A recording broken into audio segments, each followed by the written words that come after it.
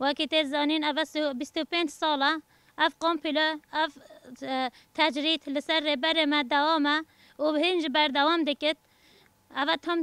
پرانی خو اف 3 ساله اف تجرید تا آگهی لسر ربر ما نهاد که گرتن و ام به وان چلاکیان به برخوادان خو به حس خو به همو تشت خو ام هرس بشکینین ام انشالله بقوات خو سر بکوین ام شهمزار دکین و قامپلای ام رج دکین ام دبیجین حیا کربر ما آزاد نبد ام جی آزاد نبین آزادی ما یا ربر ما یا ام به چالاکیان خو بردوام بکین حیا کربر خو آزاد بکین و برخوادان خو بردوام بکین ام جی دبیجین سلاف و حرمت ما جبوی برخوادان وان حبس و زندانان ین گریلا سر چیان و دایکن شهیدان را ام دشیرین ام دبیجین بجید برخوادان گریلا و نه تنه دایکن گرتیان تنه نه دایکن حبس و زندانان تنه دوی دایکن ما کرد همو به هفره ام دست بدین هف اف نوروز ببید نوروز آزادیه نوروز آزادیه گل کرد یا ربر ما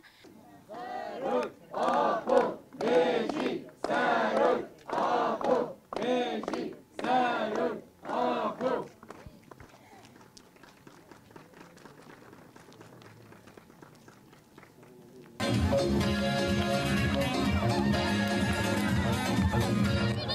اما که جنن جوان و که جوان مخموره امی برخودانی آخواهیم بلندتر بکن بروح جوان مظلوم دوغان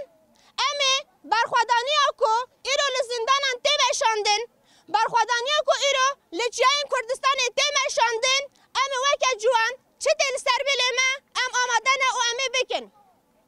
جبوه یکی جی و که کهون دزانن ام دوان روژان ده لبند مزگینی اکنه امی بوه کلجانه و بوه مرال مازن امی هین زیدتر بوه هیجانه امی نوروز پیشوازی بکن با طایبت و گل مخموره که اف